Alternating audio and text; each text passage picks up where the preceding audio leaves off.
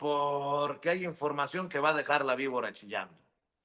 Déjeme saludar al maestro Ricardo Sevilla, periodista de larga trayectoria, escritor, columnista, fundador y conductor de su espacio en YouTube Los Datos Duros, el terror de la fachiza. Si el martillo de la fachiza es Manuel Ibarra, el terror de la fachiza es el querido Ricardo Sevilla y orgullosamente miembro de esta familia sin censura. Pues me vengo enterando, mi querido Ricardo Sevilla, que se ha confirmado de alguna manera lo que has venido por meses, si no es que por años, denunciando. Los malos manejos de Enrique Graue como rector en la UNAM, ahora ex rector de la UNAM. Aquí a mi querido Ricardo Sevilla, por reportar los datos duros, le han llamado pseudo periodista, y a nosotros nos han calificado desde la UNAM como un medio de dudosa reputación. Bueno, suponiendo sin conceder, en la UNAM podrán reconocer como un gran medio de comunicación a Radio Fórmula. Pregunto, porque en Radio Fórmula han sacado como investigación exclusiva que van contra Enrique Graue, que han denunciado al exrector de la UNAM por defraudación fiscal. Fue acusado por la Procuraduría Fiscal de la Federación, y esto de acuerdo al periódico Reforma. Por eso pregunto, si es un pseudo periodista Ricardo Sevilla, si Sin Censura es un medio de dudosa reputación, ¿le pueden creer a los periodistas de medios chingones, nótese mi sarcasmo, como el Reforma y Radio Fórmula? Mi querido Ricardo Sevilla, ¿cómo estás? Hay que dejar la víbora chillando, maestro. Te saludo con mucho gusto. Querido Vicente, público memorioso, a mí también me da mucho gusto estar en este medio de comunicación que, como decía Manuela Ibarra hace un momento, pues nos anticipamos a los hechos, y no es que lancemos vaticinios así porque sí, sacados de la manga de la camisa, no, están ahí los datos duros, está la investigación periodística, estos personajes en Reforma, ahí en la portada de ese periódico de la derecha, tienen que aceptar lo que nosotros efectivamente durante hace meses, en efecto, durante hace años hemos estado denunciando periodísticamente. Incluso hace unos momentos en la conferencia presidencial mañanera, López Obrador decía que durante el periodo neoliberal nadie hablaba de corrupción. Nadie hablaba de corrupción. El primer mandatario asegura, Vicente, que la palabra corrupción ni siquiera se mencionaba, era como si no existiera en el diccionario facho, y en efecto no se hablaba de corrupción prácticamente en ninguna parte, ni en los medios de comunicación corporativos, ni en las cámaras de diputados ni de senadores. Pero ¿qué cree usted? Que tampoco en la UNAM se hablaba de corrupción, no se hablaba al respecto. El presidente incluso, Vicente, se pregunta, ¿cuántas tesis habrá en la UNAM sobre ese tema, sobre corrupción? Pero en la UNAM son muy pocas tesis sobre ese tema, hay que decirlo. Y también, fíjate, son muy pocas las autoridades universitarias las que se atreven a entrarle a ese tema. ¿Y por qué no se atreven a entrarle al tema de la corrupción? Pues usted lo sabe muy bien, porque ahí en la rectoría de la Universidad Nacional Autónoma de México, otrora la máxima casa de estudio, es donde se han hospedado los personajes más corruptos. ¿Como quiénes, me preguntará usted? Y ya lo planteaba mi querido Vicente, pues hay que responderlo sin ambajes. Uno de ellos, Enrique Graue, rector de la universidad no hace mucho tiempo, y no lo digo yo, lo dice la propia comunidad universitaria. De hecho, este rector de la máxima casa de estudios ha sido acusado, como bien apuntaste, de defraudación fiscal.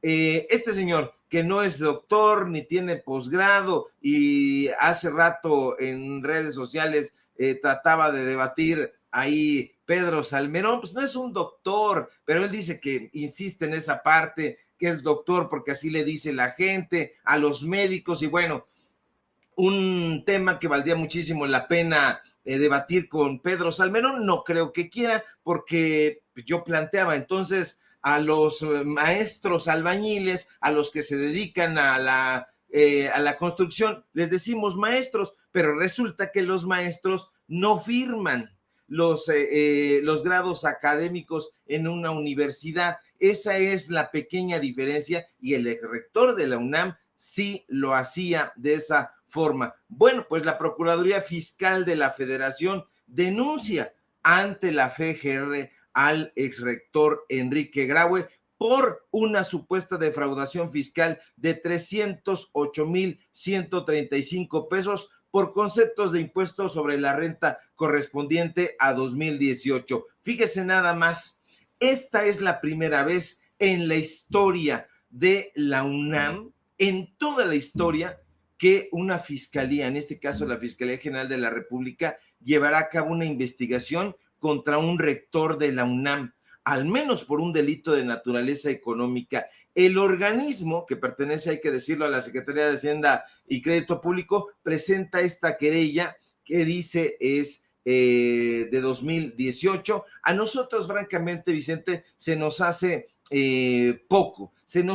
poco porque este señor ha sido señalado por un montón de cosas. No es el tema que no era doctor, que tampoco era maestro. Aquí mismo presentamos investigaciones, varias investigaciones, no aparece nunca el grado de licenciatura, lo escondía en la maestría tampoco, no hay registro que explique cómo es que este rector de la UNAM consiguió el título de médico cirujano, pero de lo que sí hay pruebas periodísticas y muchas, Vicente, es de los escándalos en los que ha estado involucrado. Y esto tiene que ver también con el tema de la autonomía universitaria.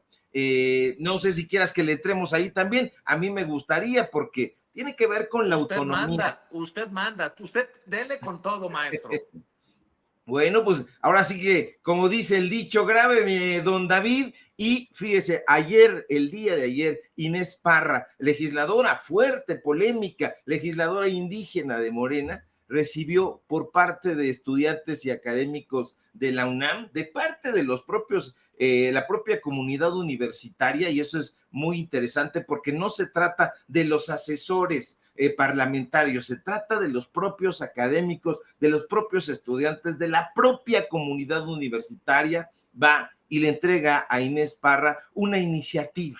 Esta iniciativa busca reformar la ley orgánica de la UNAM y este documento busca y urge que así se haga, democratizar ya la UNAM, y urge hacerlo porque la Universidad Nacional Autónoma de México es, aunque haya tenido estas máculas, una de las instituciones más importantes y prestigiosas, no solo de México, sino de América Latina y, si me apuras, de todo el mundo. Sin embargo, esta estructura burocrática y la ley orgánica que la rige es de 1945 y no ha sido modificada significativamente, lo que ha llevado a la UNAM a enfrentar una serie de problemas y críticas severas que llegan hasta hoy. En los últimos años, Vicente, se han presentado varias propuestas de reforma para democratizar los órganos de gobierno de la UNAM, pero usted ya los conoce, usted, como dice el dicho, ya sabe cómo son, y los rectores y las autoridades universitarias han cerrado sus oídos, se los han tapado, se han tapado los ojos y se han negado, arguyendo cualquier cantidad de pretextos a implementarlas. La ley orgánica de la UNAM, le digo, de 1945, no ha sido modificada, y esa ley, Vicente, establece una estructura de gobierno que se basa en dos organismos prácticamente. La Junta de Gobierno, compuesta por 15 académicos, digamos, de la burocracia dorada, que nombran o se encargan de discutir entre ellos onanistamente al rector, y designan también a los directores de las diferentes escuelas, de las diferentes dependencias de la UNAM. Pero por otro lado existe también el Consejo Universitario, que tiene funciones técnicas y de nombramiento de los miembros de la Junta de Gobierno, pero no tiene un papel significativo en la toma de decisiones. Es decir, la Junta de Gobierno es la que manda 15 personas toman las decisiones ahí.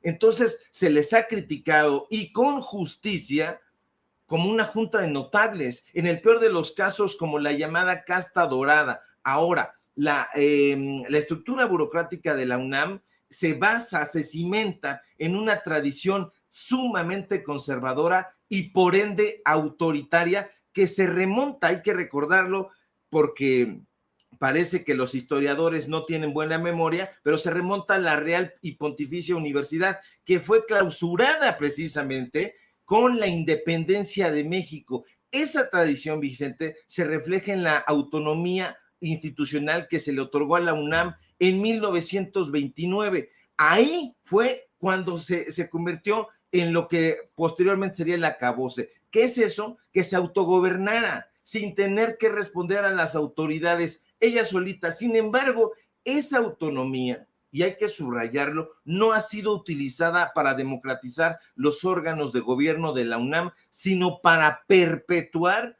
una estructura burocrática que favorece a un grupúsculo de académicos de élite y no a los estudiantes, no a los profesores de asignatura, ni a la comunidad universitaria en general. Las críticas más puntillosas afirman que esta ley orgánica de la UNAM establece un sistema que es completamente antidemocrático y no responde para nada a las necesidades y demandas de la sociedad. En los últimos años se han presentado varias propuestas de esta reforma, de reformas para democratizar a la UNAM. Yo recuerdo que justamente, fíjate, el titular de la Unidad de Inteligencia Financiera, Pablo Gómez, en 1999 presentó una propuesta que planteaba una mínima democratización de los órganos de gobierno. En 2019, no hace mucho ya, en épocas de la transformación, el diputado de Morena, por cierto, Miguel Ángel Jáuregui, hizo lo propio.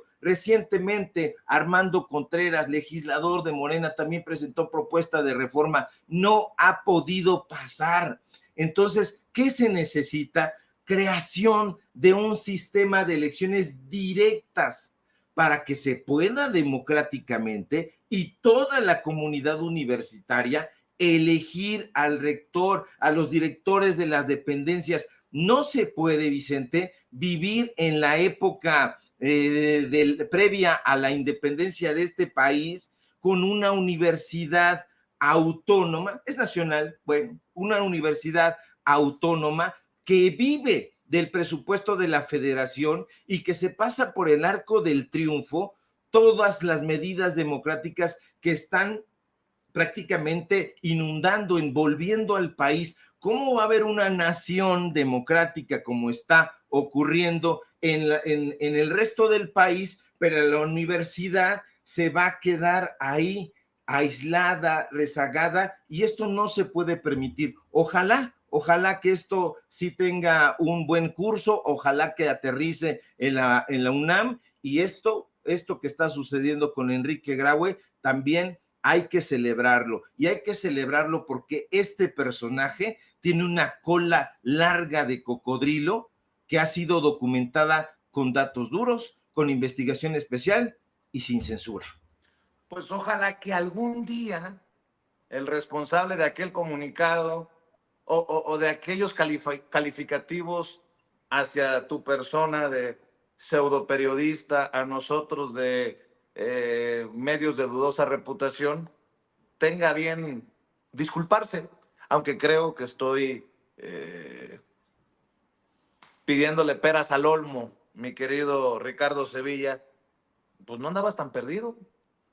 No andábamos No andábamos tan perdidos, y esto nada más confirma que Graue está hasta el cuello metido en el fango. Pero bueno, esa es solamente mi opinión y es punto y aparte. Pues ahora sí, mi querido Vicente, que quiera el Señor Cristo que así ocurra en algún momento, que todos estos calificativos que en algún momento por ahí alguien nos endilgó, pues salga, surja de manera, pues yo creo que sensata, natural, una disculpa, porque este medio de comunicación que nos ha respaldado y que queremos muchísimo, que es Sin Censura, y el trabajo que nosotros hemos realizado, pues están dando frutos. ¿Cuáles son esos frutos? No pienso en el Premio Nacional de Periodismo que tiene Vicente Serrano, no pienso en el Premio Nacional de Locución que tiene su servidor, ni en los muchos galardones que tiene la gente profesional que opina, que investiga, que hace periodismo en este medio, sino me refiero a lo más importante, abrirle los ojos a la gente. Y la gente se ha dado cuenta y la gente nos está escribiendo hace rato en la noche, nos han estado escribiendo la gente de la universidad y dando aliento para que sigamos sacando este tipo de cosas, y lo vamos a continuar haciendo tanto en la UNAM como en otros lugares, en lo político, en lo social, porque el objetivo del periodismo ha sido y siempre ha tenido que ser el humanismo y un periodismo que sirva a la gente. Eso es lo que nos anima, y lo otro, pues bueno, si ha de venir, que venga, y si no, como diría el poema, pues que no venga, pero nosotros seguimos firmes y al pie del cañón. Claro que sí. Oye, Ricardo, antes de que te vayas, ¿qué piensas de las declaraciones? Bueno, muchas declaraciones, en muchas entrevistas, en esta gira de medios de Xóchitl Gálvez, que regresó, creo, de vacaciones, y entre otras cosas opina hasta del beso que le dio el presidente Andrés Manuel López Obrador a Claudia Sheinbaum en su encuentro en Palacio Nacional? La, la, la señora que perpetró ataque misógino contra la doctora Claudia Sheinbaum, hoy virtual presidenta electa de México, defendiéndola de la misoginia de López Obrador. Hágame usted el favor. Esto fue lo que dijo en una de estas entrevistas. En esta fue con Latinos, con Loret de Mola. Dice que no le gustó el beso que le dio López Obrador a Claudia Sheinbaum. Yo ya no entendí nada.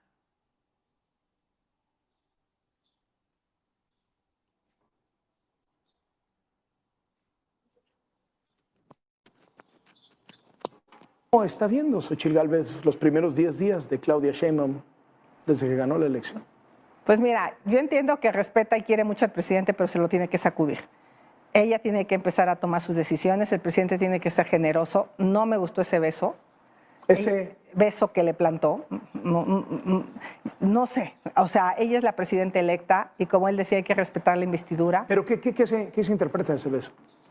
Como un machismo. El presidente es misógino, es macho. En sus reflexiones sobre mi persona. Bueno, el presidente es macho, es misógino, por eso tuvimos a la primera secretaria de Gobernación en su gobierno, en la historia de nuestro país. Por eso tenemos a una segunda secretaria de Gobernación en estos momentos en su gabinete. Por eso tuvimos y tenemos gabinete paritario. Por eso, ¿le sigo o me regreso? Mi querido Ricardo Sevilla, ¿cómo ves estas declaraciones de Xóchitl Gálvez, a la que sí, por lo menos intentaron ningunear? Por lo menos Marco Cortés ya como candidata, de acuerdo a sus propias declaraciones. Mi querido Ricardo Sevilla. Ahí hay gato encerrado, como decimos en mi barrio. Marco Cortés ha ido de menos a peor. Y eso lo saben en Acción Nacional y lo saben allá en Mexicanos contra la Corrupción y la Impunidad. Lo sabe muy bien Claudio X González y ha ordenado a Carlos Loret de Mola, porque él tiene una gran amistad con Roberto Madrazo y los medios de comunicación corporativos como Latinos, que entrevisten a Xóchitl Gálvez y que aprovechen la oportunidad para darle la última estocada a Marco Cortés y venga otro personaje. Igual ya vimos a los panistas que se están autopostulando para suceder a Marco Cortés. Ahora, estos calificativos de Xóchitl son no solamente ramplones, sino voy a meter un poquito la cabeza en ese río revuelto y voy a apurar lo siguiente. Hay hombres estúpidos, mensos, soquetes y todos los adjetivos y epítetos oprobiosos que usted guste y mande, sí los hay, y lamentablemente mucho, y más en los medios de comunicación corporativos y también en la política, pero también hay mujeres. Y eso no tiene nada que ver con la misoginia, eso tiene que ver con una deficiencia, acaso, de atención, un déficit ahí, pues no digamos mental, pero hay gente apurada que está diciendo cualquier cantidad de tonterías y les abren los espacios. Esto me lleva a lo siguiente: es urgente que se renueven los espacios de opinión, que se renueve también la plantilla de opinadores en estos espacios, entre comillas, de análisis. Y lo es, Vicente, porque estos analistas que llevan décadas monopolizando los micrófonos, las cámaras, los espacios informativos siguen operando con esquemas mentales que datan de hace medio siglo, 50 años por lo menos, sin darse cuenta de que este país está experimentando cambios profundos y que si no están a la saga se tienen que retirar, porque estos personajes que quizá en su momento fueron vistos como pioneros en su campo, quizá hoy se han quedado rezagados y no han logrado adaptarse a las nuevas realidades. Y ahí siguen como Loretito, con entrevistas a modo, echados cómodamente en sus laureles, y no han querido hacer nada para actualizarse. Como resultado, pues estos análisis, estas entrevistas cada vez más irrelevantes, más a modo, más desactualizadas, y este es el momento de que reconozcan que el momento de la jubilación les ha llegado. Y ojo, no estoy hablando de la edad, porque no es una cuestión de edad, sino de obsolescencia. Son obsoletos. Y yo le pregunto a usted, si todos los trabajadores y trabajadoras debemos jubilarnos algún día, ¿por qué demonios los opinólogos no han podido evolucionar en el tiempo y no deciden jubilarse cuando les toca? La renovación, Vicente, de los opinadores es crucial para que los espacios de análisis sigan siendo relevantes y atractivos para el público. Es hora de dar paso a nuevos talentos, a nuevas perspectivas que puedan abordar los desafíos actuales con una visión fresca y actualizada. Pero si está Loretito haciendo este tipo de entrevistas a modo, a Xóchitl Gálvez, a decir lo que sea, nunca van a poder salir del marasmo donde actualmente se encuentran metidos. De modo que está en crisis no solamente la derecha política, sino la derecha periodística. Y bueno, pues desde esta trinchera, pues hay que decir que las cosas no están bien en la oposición. Y en una democracia la oposición tiene que ser sólida, fuerte. Pero traen un desmadre en el PRI, en el PAN, el PRD ya ni lo contamos porque ya se fue a la chingada. Bueno, imagínense cómo estarán las cosas que reapareció, y grábeme, don David, reapareció, creo que le tocaron así en el sarcófago. Señor, jefe, reapareció el conocido en el bajo mundo del panismo como el jefe Diego Fernández de Ceballos para darle consejos a Claudia Sheinbaum. No estoy exagerando en la historia, parece chiste, pero no es, imagínense. El jefe Diego Fernández de Ceballos ofreciendo consejos a la presidenta electa de México, la doctora Claudia Sheinbaum. Háganme usted el chingado favor. Comunicación con el jefe Diego Fernández de Ceballos y su bitácora desde la Resistencia, a quien le agradezco. A ver. Perdón, don David, échenlo desde el principio. ¿No se exhiben solitos hasta los comunicadores? Fíjese cómo lo presenta Pepe Cárdenas, no lo presenta, ya está Diego Fernández de Ceballos, es el jefe. Yo lo digo para pitorrear, me lo digo con sarcasmo, pero ellos lo dicen con emoción, con corazón, con convicción. Perdón, David, échenlo otra vez. Comunicación con el jefe Diego Fernández de Ceballos y su bitácora desde la Resistencia, a quien le agradezco como siempre la oportunidad de escucharlo. Diego, bienvenido, un saludo muy cordial, buenas noches. Diego, me adelanto, ayer he estado leyendo en columnas y demás que la oposición, entre ellos tu partido, Acción Nacional, dicen que lo ocurrido con el tsunami de Morena es para olvidar. Yo creo, salvo tu mejor opinión, que no es para olvidar, sino todo lo contrario. ¿Cuál es tu opinión, Diego? ¿Qué es lo que importa? Mira, por supuesto que no es para olvidar, es en alguna forma para darle la vuelta.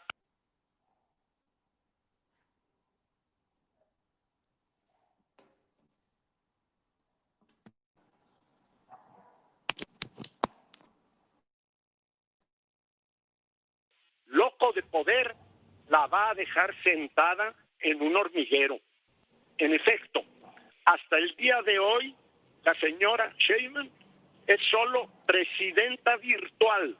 Así se ha repetido en tu programa y en muchos otros. Y su reto es no ser virtual presidenta durante 6 años, sino ejercer realmente el cargo, que no sea su eterna corcholata o su Juanita en la presidencia. El segundo desafío, José, a mi modo de ver, Ya, hasta ahí, para hasta la ahí, señora... hasta ahí, hasta ahí.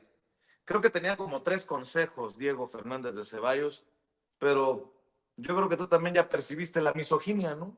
Su eterna Juanita, su eterna corcholata, que no sea la virtual presidenta por 6 años. Pero ¿quién se cree este mequetrefe? Pero bueno, así las cosas. No, no, mejor no. Se suena a programa de W Radio. Así el desmadre, mi querido Ricardo Sevilla. Fíjate, yo tengo 49 años y ya siento que me he convertido en un personaje, pues digamos, en una especie de docente, en un docente del periodismo, y me da muchísimo gusto ver apariciones de nuevos periodistas, jóvenes como Manuel Pedrero y otros amigos, otras amigas que están haciendo el periodismo de manera libre en otro tipo de contexto, con esa jovialidad, con esa naturalidad y con ese compromiso. A mí me da muchísimo gusto, tengo 49 años, si no mal recuerdo, y usted ya nos dirá en el público si me equivoco o no, pero difícilmente me equivoco cuando se trata de datos duros. Diego Fernández de Ceballos nació en 1941, Pepe Cárdenas nació en 1949, esto quiere decir, aritmética elemental, que Diego Fernández de Ceballos tiene alrededor de 84 años, por ahí así, 83 años, que Pepe Cárdenas tiene 75 años. Entonces, esta entrevista o este diálogo bien podría darse en un geriátrico, y lo digo con todo respeto. Este es el periodismo obsoleto. ¿En dónde? En un geriátrico.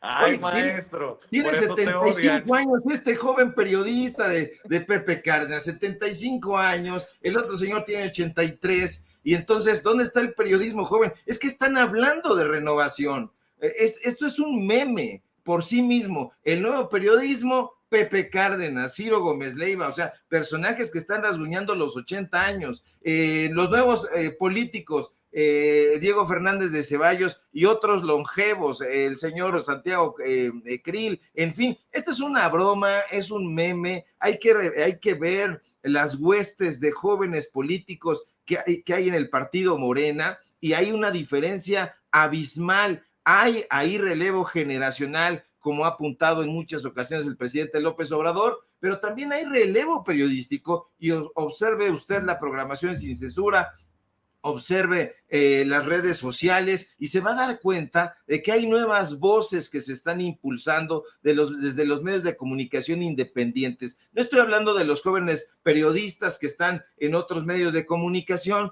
como Irving Chillón, que ya desde el principio les metieron el supositorio de la ideología ahí en TV Azteca.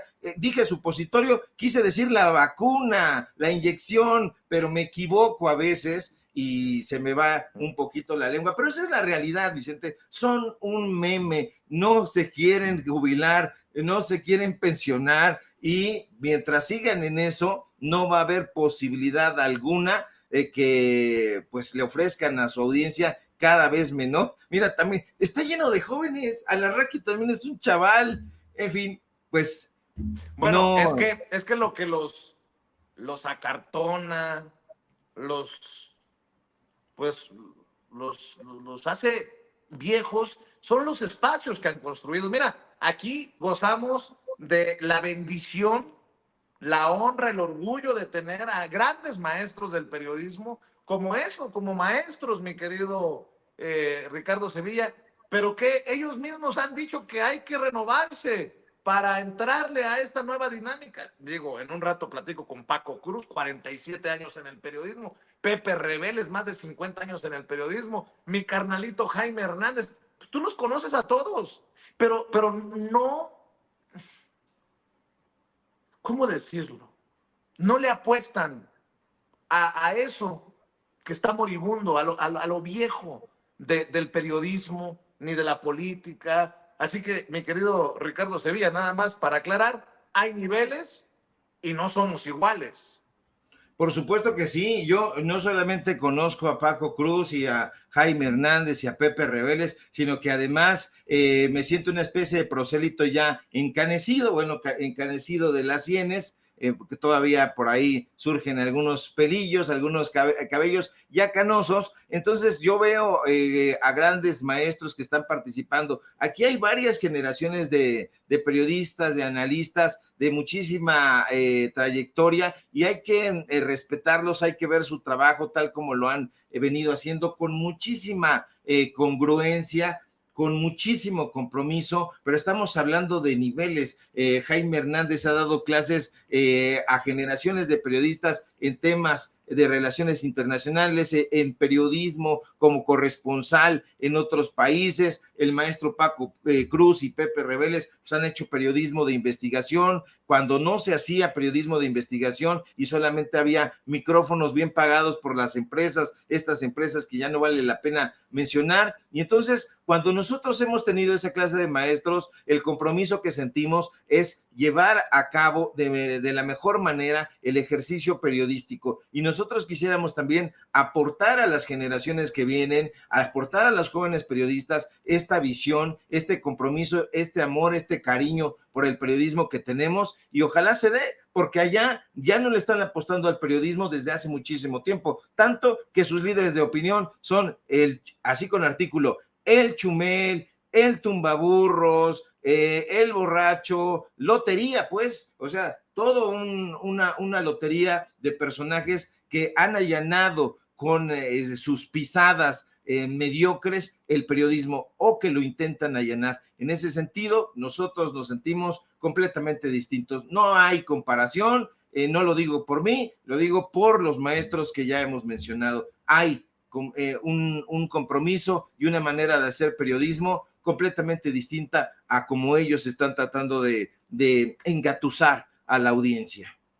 De acuerdo, mi querido Ricardo Sevilla. Maestro, ¿por qué no cerramos invitando a la audiencia de Sin Censura para que amor con amor se pague y te apoyen ahí en donde haces que los de la UNAM corruptos, porque obviamente no son todos, obviamente todo nuestro respeto a la máxima casa de estudios de nuestro país, pero a esos amigos de Graue que lo siguen defendiendo, generas un escozor, un ardor en el donde te conté, mi querido Ricardo Sevilla, por lo que publicas precisamente desde tus trincheras, que vale la pena que esta audiencia diferente e inteligente te siga apoyando, maestro. Claro que sí, querido Vicente, público memorioso. Sígueme, por favor, en mis redes sociales, en X, @SevillaCrítico, en Facebook, Ricardo Sevilla, así nada más. Síganme, por favor, en paralelo24.mx. En los datos duros, hoy tenemos informativo en punto de las 9 de la noche. Y síganos, por supuesto, aquí en la familia Sin Censura, donde somos orgullosamente miembros y tratamos siempre, todos los días, de aportar algo más al periodismo que sirve, al periodismo de corte humanista y al periodismo que investiga. Te mando un fuerte abrazo, querido Vicente, y a los maestros que hemos mencionado, pues toda mi admiración y todo mi cariño. Estamos pendientes a la información. Claro que sí, maestro. Un abrazo, Ricardo Sevilla. Te mando toda la solidaridad y todo mi respeto y mi admiración. Cuídate mucho. El maestro Ricardo Sevilla hablando con nosotros sin censura.